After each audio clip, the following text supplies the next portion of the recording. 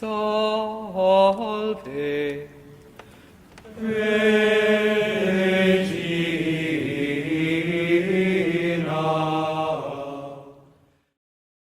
Bienvenidos a la sesión número 16 de nuestro ciclo de formación sobre la Eucaristía.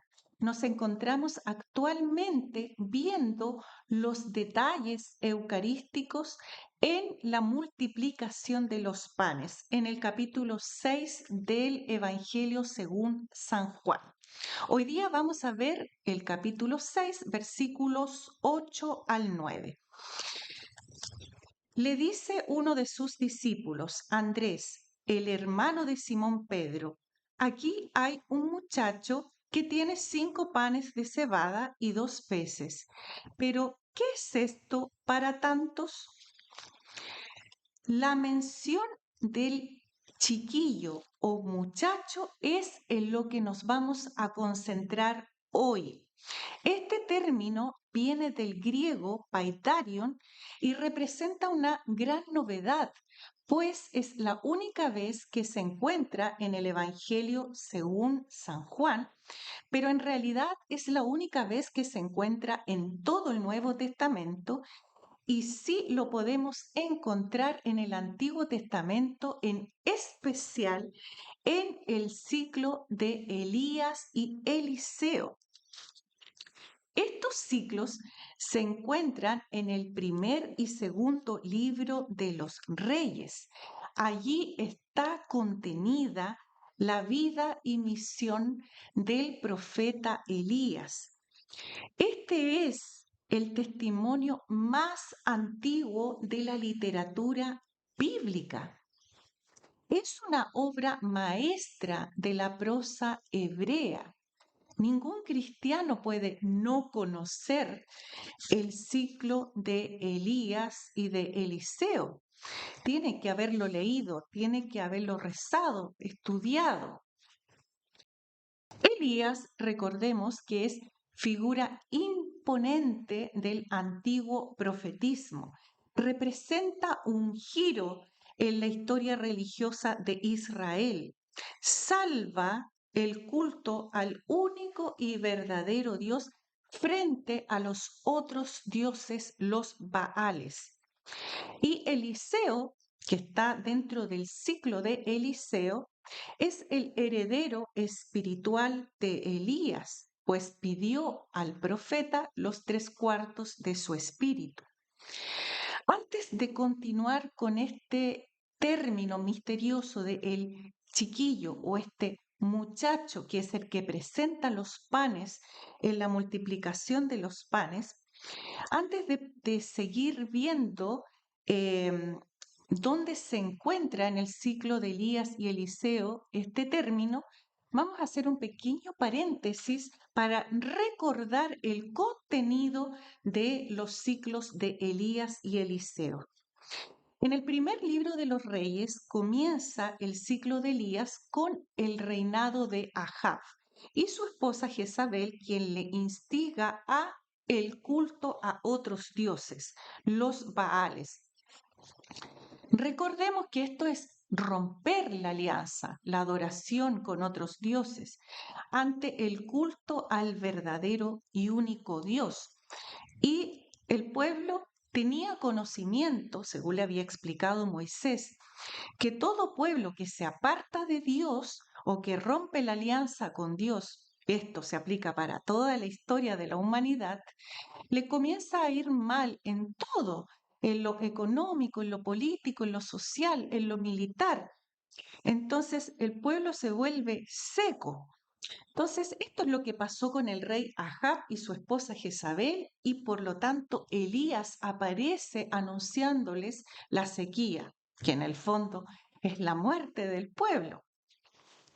Por ello comienza la persecución al profeta y éste se refugia, inspirado por Dios, en el torrente de Kerit, donde bebe del torrente y es alimentado por los cuervos. Un relato maravilloso. Luego viene el milagro con la viuda de Sarepta, el milagro del aceite y la harina. Y después viene en el en el Monte Carmelo, en la cumbre, la manifestación de Dios en el fuego, donde Elías revela frente a los 450 profetas de los Baales que Dios es el único Dios y que realmente los 450 profetas están en un error grave porque los Baales no existen. No sirven para nada, pero no sirven para nada porque no existen. Luego viene el fin de la sequía y después de esto él camina 40 días y 40 noches hacia el monte Horeb, donde Dios se le revela no en el huracán, no en el terremoto, no en el fuego, sino en una suave brisa. Luego viene la vocación de Eliseo y finalmente en el versículo 21 relato, ¿no es cierto?, de la viña de Nabot. Después tenemos el ciclo de Eliseo en el segundo libro de los Reyes, donde Elías es arrebatado al cielo en un carro de fuego con caballos de fuego, un fabuloso relato también. Y después finalmente se cuentan los milagros de Eliseo. Bien, volvamos entonces a nuestro objetivo, el uso del diminutivo de chiquillo, de este paidaron, muchacho, este muchacho que presenta los panes. Este término se encuentra en los ciclos entonces de Elías y Eliseo y vamos a ver en cuáles. En el primer libro de los Reyes, capítulo 18, versículo 43, en el fin de la sequía, Elías en la cima del Carmelo oraba, rostro en tierra, y dijo, según la traducción dice, a su criado, pero en el fondo es este término griego paidarion, que ocupa San Juan en la multiplicación de los panes para este muchacho. Sube y mira hacia el mar. Recuerdan que a la primera vez no ve nada. Elías le dice que suba 7 veces y a la séptima vez ve una nubecilla del porte de la palma de una mano, signo de la venida del Mesías que trae la fecundidad, la verdadera vida a un pueblo seco, muerto. En segundo lugar, vamos a ver este término chiquillo, paidarion, en el primer libro de los Reyes, capítulo 19, versículo 2.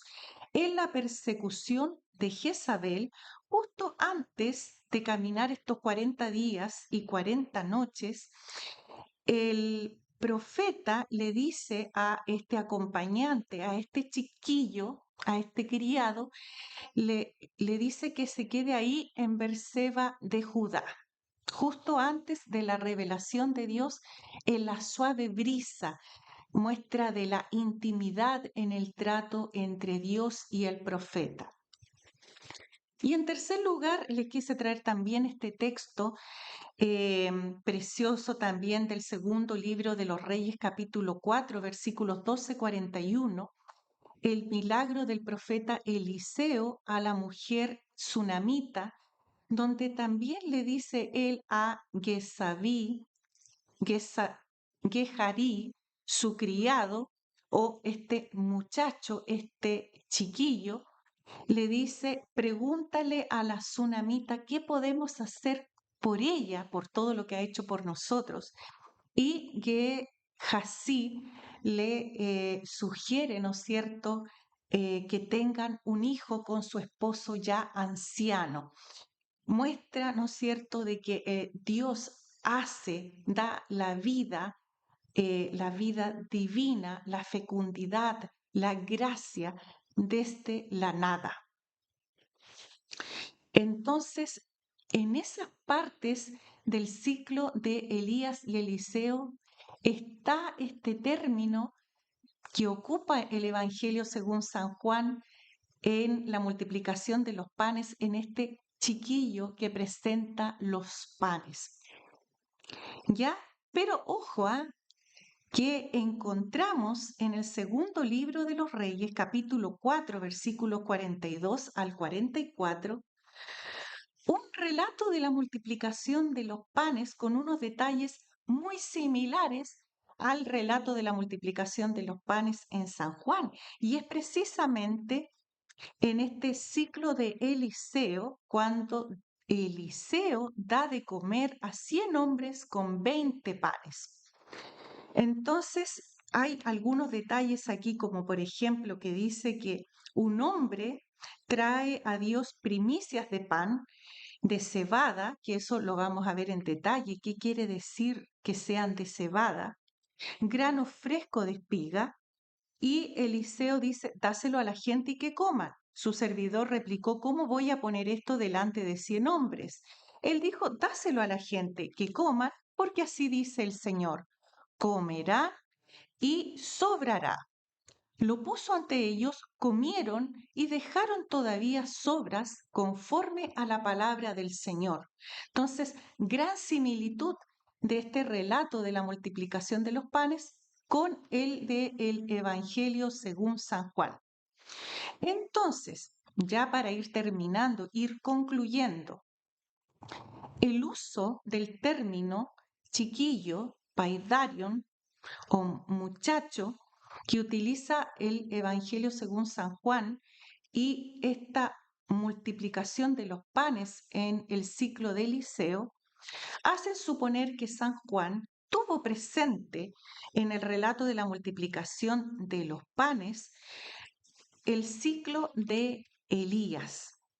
Tuvo presente el testimonio de la multiplicación de los panes del Antiguo Testamento. Pero hay unos detalles que añade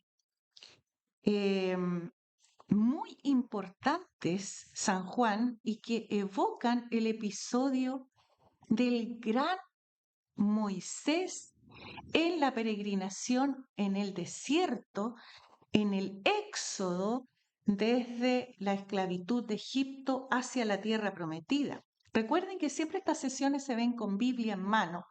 Entonces van a ver el capítulo 6, versículo 5, que dice de la multiplicación de los panes en San Juan. Al levantar Jesús los ojos y ver que venía hacia él mucha gente, dice a Felipe, ¿dónde nos procuraremos panes para que coman estos? Si lo comparamos con el libro de los Números, capítulo 11, versículo 13, recordemos que esto está en el Pentateuco, los primeros 5 libros de la Biblia. ¿De dónde voy a sacar carne, dice Moisés, para dárselo a todo este pueblo que me llora diciendo, danos carne para comer? Y otro detalle, en el capítulo 6, versículo 7, en San Juan dice, Felipe, 200 denarios de pan no bastan para que cada uno tome un poco. Y ojo, en Números 11, versículo 22 dice, aunque se mataran para ello rebaños de ovejas y bueyes, ¿bastaría acaso? Aunque se juntaran todos los peces del mar, ¿habría suficiente? Ya, entonces aquí ya hay una pedagogía de que lo que se está anunciando es algo infinitamente grande, inferior a todo, incluso a toda la creación. Se trata de la vida misma de Dios, la vida divina que se nos va a dar en el cuerpo y la sangre del Señor en la misa. Bien, para ir concluyendo. Jesús actúa entonces como el profeta por excelencia. San Juan claramente tiene presente aquí a Elías y tiene presente a Moisés en el relato de la multiplicación de los panes. Por ello la gente dice en el versículo 14, al ver la gente el signo que había realizado, decía, este es verdaderamente el profeta que iba a venir al mundo. La mentalidad, el pueblo conoce los relatos de Elías, de Eliseo, de Moisés. Por eso es que dicen esto. Entonces, Elías, representante de los profetas, Moisés, representante de la ley. Ambos tienen la revelación de Dios allí en el monte Sinaí, donde Dios se les manifiesta y tiene un trato de intimidad, un trato íntimo con ellos, en lo secreto. Ellos ambos defienden la pureza de la fe, ambos defienden la alianza entre los hombres y Dios, y ambos defienden el culto que en el fondo solamente se realiza la alianza en el sacrificio de comunión con Dios, y ambos defienden el culto verdadero a Dios. Ambos, tanto Moisés como Elías, hablan de Cristo. Ambos hablan del verdadero éxodo. Pues recuerden la transfiguración. Allí estaban Elías y Moisés. ¿Y de qué hablaban? Hablaban del éxodo que se cumplía en Jesucristo, el paso de la esclavitud a la libertad, de la muerte a la vida. Hablaban de la pasión, de la muerte y resurrección que Jesús estaba por vivir allí en Jerusalén.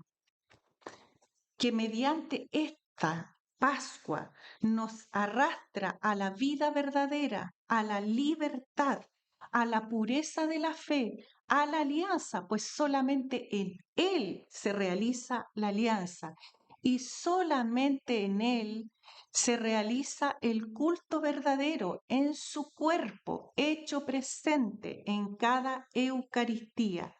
En su cuerpo se realiza la alianza, en su cuerpo se realiza la comunión de los hombres con Dios.